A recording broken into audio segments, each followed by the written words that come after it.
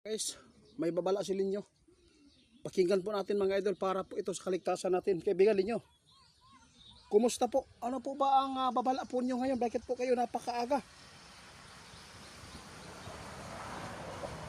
Bakit po ninyo kami pasuotin ng mga pismas? Ha? Ano po nakikita nyo? Nuklear po ba? May lason? Oh, akala ko ano na. Guys, nagbabala si Linyo ha. Akala ko nuklear na ang puputok. Hindi pala mga idol. Nagbabala si Linyo ngayon kung sino man po ang malapit sa kinaroroonan po ng digmaan, mga Pilipino po, nating kababayan, pinapahanda kayo ng mga pismas. Kailangan nyo magsuot dahil delikado po ang dalang hangin yan. Nagbibigay po ng virus at mga sakit. Diyos ko. Ito ngayon ang nakikita ni Linyo mga idol. Nagbabala po siya. Grabe, nagulat ako kaibigan kung bakit ka nag-declare na mag-pismas.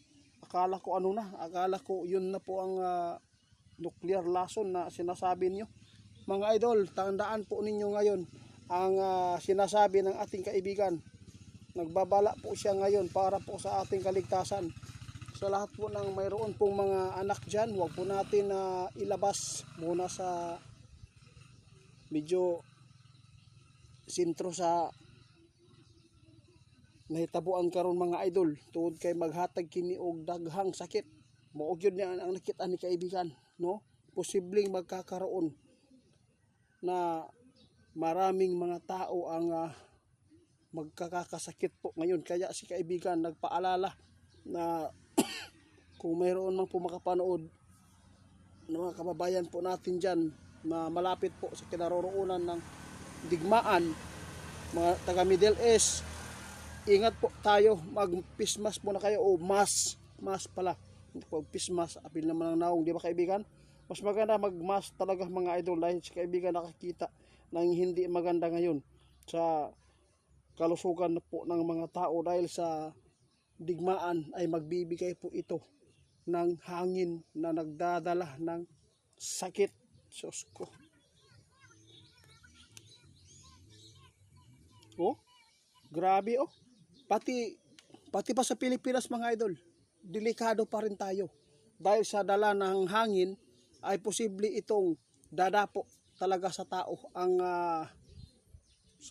virus ito mga idol. Ito po yung sinasabi noon ng ating kaibigan kapag yung nagpapatuloy na digmaan, lalo na ang mga ginagamit nila na yung mga poison kaya magbibigay po ito ng hindi maganda sa katauhan mga idol. Mao ni ang giiwas ni kaibigan, kung pwede magpismas na lang yun ta, magmas na lang yun ta. Delikado daw ang mga bata dito mga idol, lalo na lagi ninyong igawas-gawas di sa balay.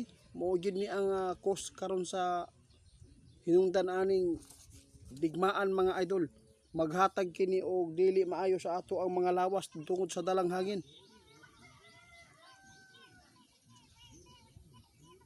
Salamat Linyo ha. Malaking tulong po talaga kayo kaibigan. Kasi alam kong napakarami po ngayon ang mga tao na hindi alam ang dala ng hangin ngayon, na ito pala ay nagdadala ng sakit dahil po sa nangyayaring digmaan. Alam po ninyo mga idol, ang mga nuklear, yung missile, talagang hindi maganda ang impact nito. Hindi maganda po ang dala ng paputok na yan dahil sa hangin.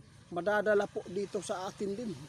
Grabe kaibigan, kung marapatin nila, magmas na lang po pati yung mga bata, kasi madali palang magkakasakit kayon mga idol, lalo na sa panahon din po natin, no? Tingnan po ninyo ang panahon natin, sobrang init. O sige, salamat kaibigan ha. Guys, yun lang po ang binigay ng ating kaibigan ngayon na paalala sa lahat ng makapanood sa atin kahit nasa Pilipinas tayo, no? Kasi yung nangyayaring paputok ngayon ay magbibigay po talaga ng kapahamakan sa mga kalusugan ng tao, lalo na sa mga malapit. Madali kang matablan ng sakit tulad ng virus, mga idol. Kaya tandaan po ninyo itong ipinapaabot ng ating kaibigan. Posibleng maraming madala sa hospital ani. Muna yung ingon ako, pagmas mo para hindi natin malanghap. Magmas tayo para hindi natin malanghap yung dala ng hangin dito na marumi. Dahil po sa babala ng ating kaibigan, sobrang napakabuti po ang kanyang pakay sa atin. Hindi po ito biro, mga idol. Kapag ang tao nagkakasakit, posibleng magbibigay din ito ng hindi maganda sa ating pamilya. Makahatag og kabalaka. Tulad po ngayon, ang hirap ng kalagayan natin sa sobrang mahal, tapos magkakasakit ka pa. Kaya mas maganda gawin lang po natin ang ikakabuti, mga idol. Si kaibigan po ang nakakita na yung digmaan na yan magbibigay talaga ng kapahamakan sa mga kalusugan ng tao. Kaya yung mga hangin, mga idol, posibleng madali kang magkakasakit ngayon. Baka mayroon na po makapanood dito na nakakasakit dahil dito sa digmaang ito, dahil sa hangin na dala. Hindi niyo alam, doon po ang nagsimula ang sakit ninyo sa hangin na dala dahil po sa digmaan. Kaya ingat-ingat po tayo, mga idol.